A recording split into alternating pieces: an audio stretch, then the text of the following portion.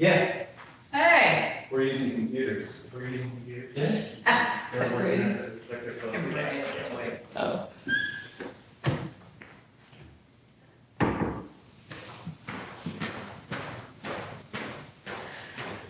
All right, we are live and all set to go. Okay, then I will call the meeting to order. This is the May 6th meeting of the Personnel and Human Services Committee of the Berrien County Board of Commissioners. In the administrative conference room, we have Annette Christie. She's running our technology for us. Shelley Jasper and Brian Doucette helping us sort through some of the issues. Also with us are Jillian Conrad and Nikki Britton via Zoom. So Shelley, if you could call the roll, please. Commissioner Harrison? Present via Zoom from Lincoln Township. Commissioner Majerick? Present via Zoom, Niles, Michigan. Commissioner Bell?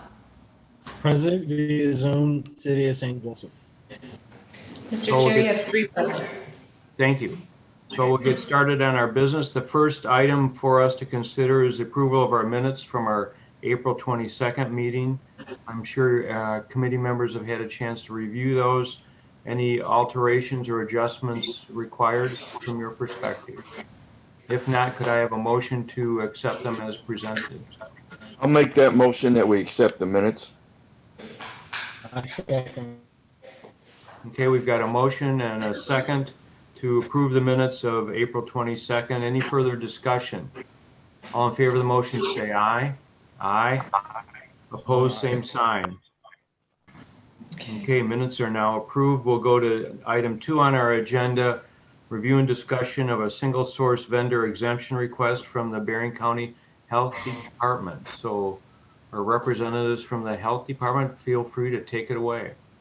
Yeah, I'm going to turn it over to Jillian to do more of this. We'll start with King Media. We actually have 2 that we wanted to make you aware of. So Jillian, do you want to start with the King Media contract? Yeah, absolutely. Thanks, Nikki.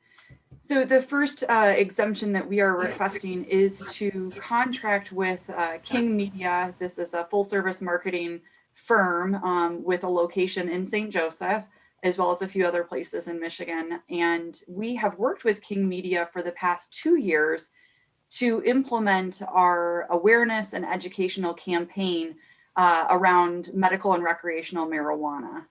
The campaign is entitled The Dirt on Weed, and this would be our 3rd year, having received funding from Laura to put this campaign forth for our community.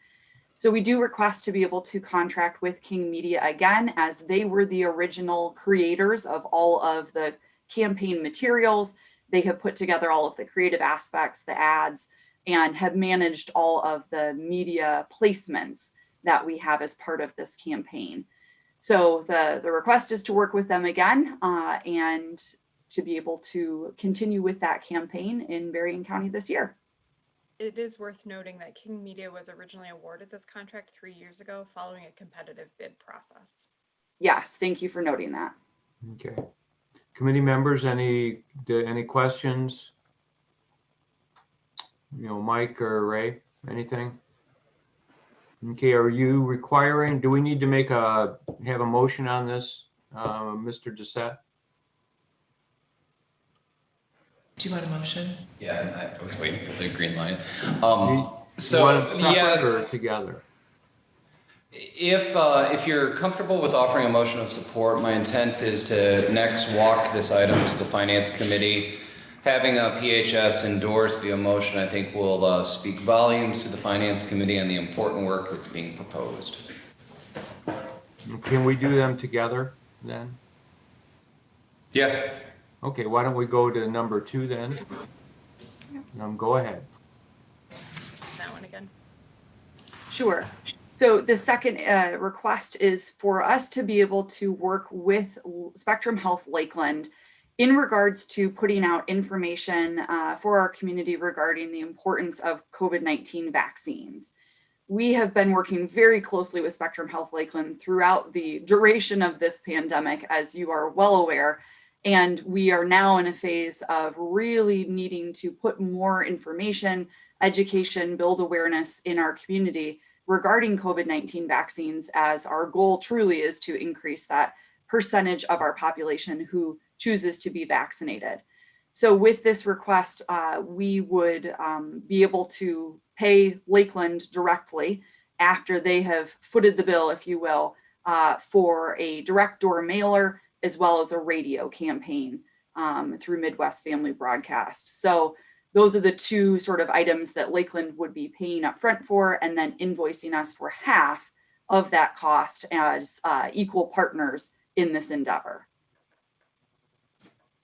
Okay, and then I'm assuming source of funding for this is coming from our COVID money from the state of Michigan?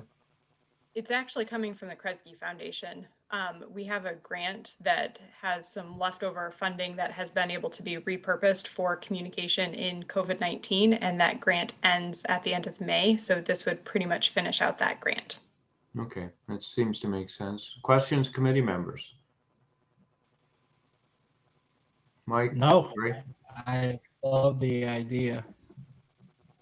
Okay, then if we could have a motion to endorse both of these requests, and then Mr. Doucette will pass it on to finance. I think it's your turn, Ray. I'll make that motion that we accept both those proposals. Okay, I second. okay, we've got a motion to accept both of the requests from the health department for single vendor exemptions. Any further discussion? So, Shelley, if you could call the roll, please. Commissioner Bell, Yes. Commissioner Majerick, Yes. Commissioner Harrison. Yes. So Mr. motion's approved. So you've got something to work on today, Mr. Doucette. Duly noted. Then we'll go next to board appointments. We've got a discussion regarding first the Mental Health Authority Board. Is there a status update on that? If you remember, we had two candidates interested in serving, being appointed to the Mental Health Board, and I understand there's been a change in that. Can someone explain what happened?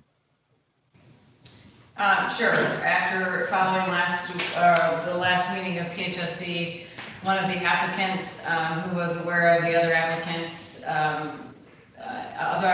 previous experience on the Mental Health Authority has removed their name. So that leaves Marion Triplett as our single applicant for the vacancy. If you'll remember correctly, one of the individuals whose term was expiring chose not to have their term renewed, and so that leaves a vacancy on that board. We would be looking to place Marion Triplett in there as to fill that vacancy for a 3-year term. That's what those terms run on that board, and so that would take it until March 31st, 24. With PHSC being the parent committee on that, I would just be looking for a recommendation. We don't need a motion. I just need a recommendation to move that forward to the full board, and then I would like to try to fit that in today on the agenda. If there is a spot, I put it on there, but I didn't attach the notes until we got done with this meeting. So I'd just be looking for that recommendation to appoint Ms. Triplett to the Mental Health Authority. Commissioners, any thoughts or perspectives? I had talked to the director and he was impressed with both the candidates. So, yeah, Ms. Triplett, I would recommend her to move on to the board. Commissioner Bell, you're in favor of that also? Yes. Okay, so I'm fine with that. So we can go ahead and do that later on today. Then is the plan. Okay. Perfect. All right. Next, we'll go to the DHS board. We've got an update there. Yep, so once again, you guys are the parent committee for DHS. Ms. Hilliard, who has served on the DHS board since 1976, according to our archived records, has resigned from that board. And we had earlier, the Board of Commissioners earlier had appointed someone as an alternate to fill in some spots there when they didn't have a quorum. And so with Ms. Hilliard's resignation from that, we would like to change the status of Ms. Ream from an alternate to a permanent member of that board. So currently, the way that we did this as an alternate, we aligned the term expirations to be the same as Ms. Hilliard's, which would go through October 31st of '22. And so, once again, I don't need a motion or anything from you, except for the recommendation to move that forward, and then that would also be on today's agenda. Okay, you know, I do know Debbie Ream. We served together on the Children's Assessment Center Board for a number of years. I believe she's a former Child Protective Services employee, so she's well qualified and good board member. Good committee members, thoughts, perspectives? You okay with appointing her to take Ms. Hilliard's spot? Okay, I'm seeing that. Yes, I agree. Okay, so yes, we're in agreement with that. Okay. And then also, you should also have seen, we did an honorary resolution, given the amount of time that Ms. Hilliard has served on the Department of Human Services, which was originally the Social Services Board. That's a full board resolution, so it's not coming out of PHSC, but just so noted that would hope to move forward a honorary resolution for Ms. Hilliard today as well from full board. So does that resolution also include that she served longer than Mr. Doucette's been on this earth? I think that might be something to put in there. I can change the resolution, absolutely. We can include that in there. Okay, very good. All right. So we're all done with board appointments. Yes, thank you.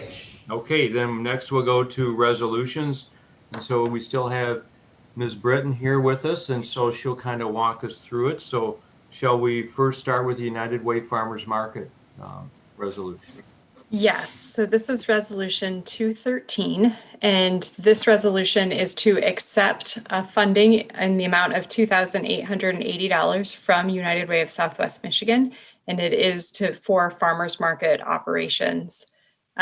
We use this to staff or pay for staff time for the coordination and of the market.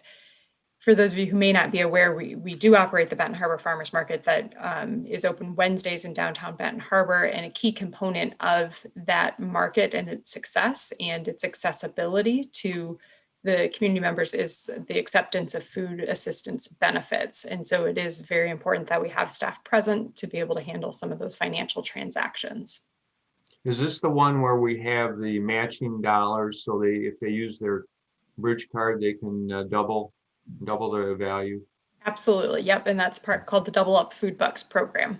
Okay, good. So Yep. a good program. Absolutely. Questions, commissioners? The only thing I have is we always get around $2,880 every year. I'm sorry, did you say, do we always get that amount? Yes, close to that. So it has varied a lot over the years. For the last 10 years, there has always been some small amount of grant funding we've been able to secure for this. It has ranged from as much as $5,000 or $7,000, and sometimes we've made do with $2,500. So it just sort of depends on what funding is available. This has been consistent for the last couple of years. We've been around 2,800 to 3,000. I believe it's a similar source of funding that has been coming from United Way as part of the Be Healthy Berrien effort. And I think it's part of a grant that Be Healthy Berrien has received. Okay, my other comment or question is United Way is a employee funded pretty much charity. And I know they have places where you can define where you want your money to go. Should we think about doing a marketing campaign to get more money at that point? Or we may not need more money, but to get it to people to designate the farmer's market as a goal? So that is a really great question and an interesting point. And I don't know and don't want to, even attempt to speak on behalf of United Way and their inner workings. However, I do believe that those special program designations are for what they call their funded partners. So there is an amount of revenue that is received from donors, and then that does go out to funded partners. This funding is not coming from that pot of money in the same way. So Be Healthy Berrien is its own initiative, but United Way is the backbone fiduciary organization of it. I do believe that this money is coming through some grants that Be Healthy Berrien has received. I know they have also received some funding through a funded partner process, so I am not 100% sure of the source of this funding. But that's a long way to answer your question. I don't believe the farmers market is listed as one of those specific designations. Okay, other questions? If not, shall we go on to the Niles 4x4? Can we do these as a group then? Yes, you just need a recommendation from PHSC to move these to the full board for action next week, and that's fine to do it all at once at the end. Okay. All right. All right, then let's go to Niles 4x4. Yep, this is resolution 214, and 214 and the next one, 215, are both similar in that they're subcontracts of a grant that the health department holds, which is the Michigan Health and Wellness 4x4 grant. So that program and grant work plan is intended to increase physical activity opportunities in the community as through structural change, not just programs. And there's healthy eating components to it as well. So this first resolution with the city of Niles is a subcontract payment to city of Niles for $1,200. And this is for their work and effort on creating a historic bike route. So by creating a specific route that it provides another opportunity and option for people as they are looking for recreational opportunities via bicycle. I believe the route is 8 or 9 miles long. So they could either walk or ride the Yes, it's not just a neat little trail because you're going to various historic sites. So some of it is along road, some of it is along trails. So yes, there's a variety of types of surfaces. kind of like the Freedom Trail up in Boston. Okay. Hey, Nikki, what's the reference to the 4x4? I was just trying to figure that out. So the 4x4 actually goes back to, I don't remember what year it was, but when Governor Snyder was elected, one of his hallmark health and wellness plans, it was this Michigan Health and Wellness 4x4, and there's 4 health behaviors and 4 health metrics that everybody should know to lead to better health and reduced obesity. So a lot of the components of that plan have sort of fallen away over the last 10 years or so. However, there has remained funding for local partners since that plan's inception to be able to make policy systems and environmental changes to increase opportunities for physical activity and healthy eating. So it's the name of the program. Okay. All right. So this next one is also a subcontract under our 4x4 grant. And this is for some ongoing work with the Southwest Michigan Planning Commission for the expansion of the Indiana-Michigan River Valley Trail from Niles to Berrien Springs. So this is ongoing work. It's been in process throughout the duration of this 4x4 grant in previous years. It's a contract total of $24,000 for work happening this summer. And none of this money is actually going towards building the trail, but it's all about assessment and mapping and planning and stakeholder engagement and all of those things that will make that expansion a success. Okay. Great questions, commissioners. No. Okay, moving on. All right, so 217 is a grant application to the Kresge Foundation. And again, 217 and 218 are going to sound very similar. They are different. But 217, this is an application in response to a request for proposals that was made available to people who have previously been part of the Emerging Leaders in Public Health Fellowship. Courtney Davis, my deputy health officer, and I were part of that fellowship a couple years ago. And now the Kresge Foundation has offered grant funding to those fellows to be able to increase equity in COVID-19 vaccine rollout.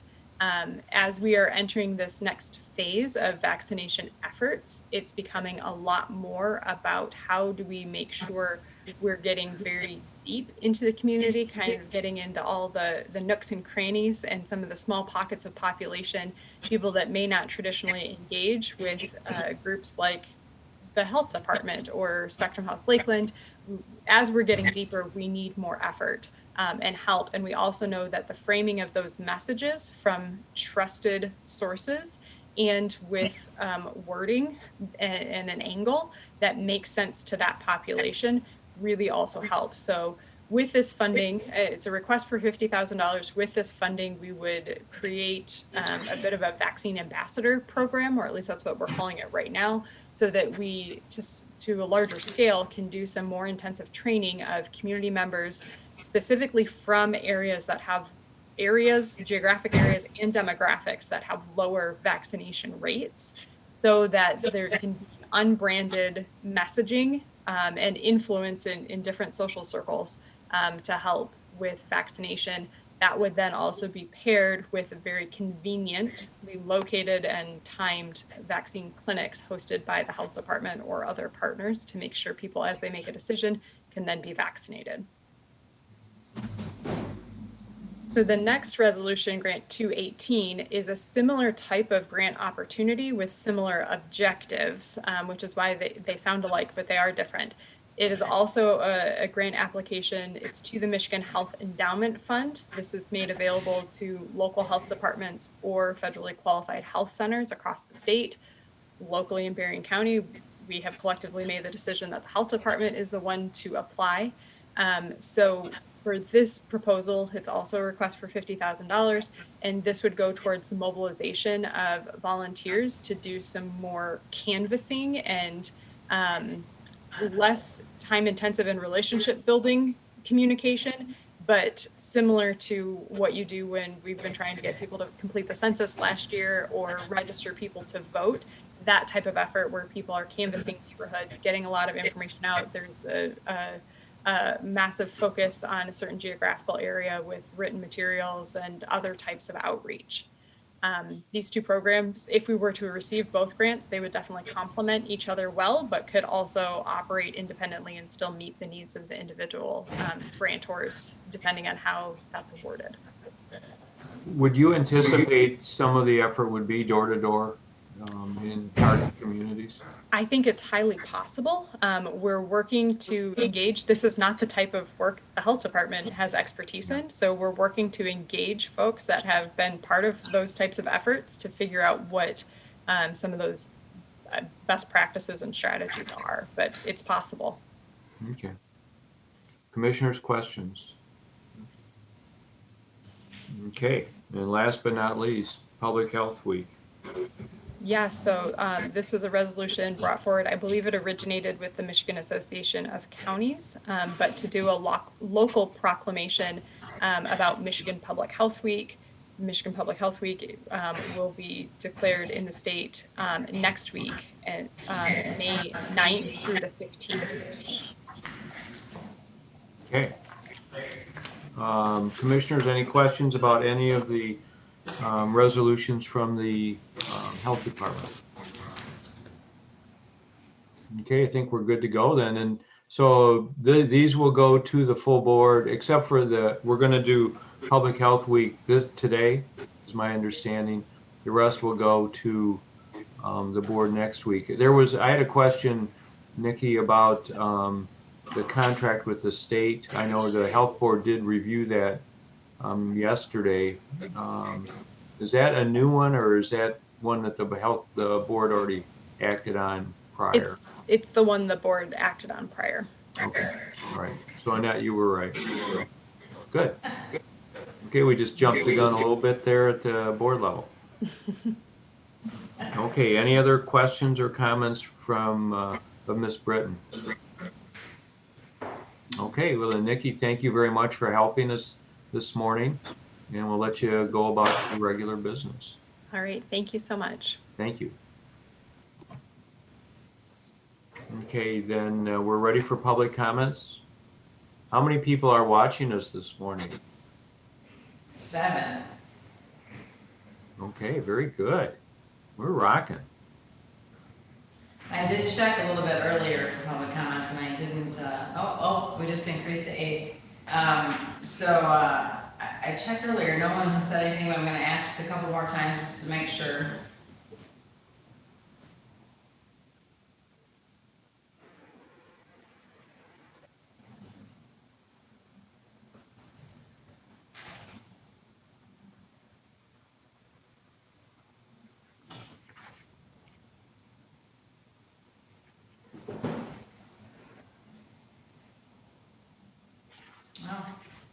No? No, I think you're good. Okay, if there's no other business, then I will adjourn the meeting, and then I'll see the commissioners and staff later on today. So thank you all, appreciate it. Thank you.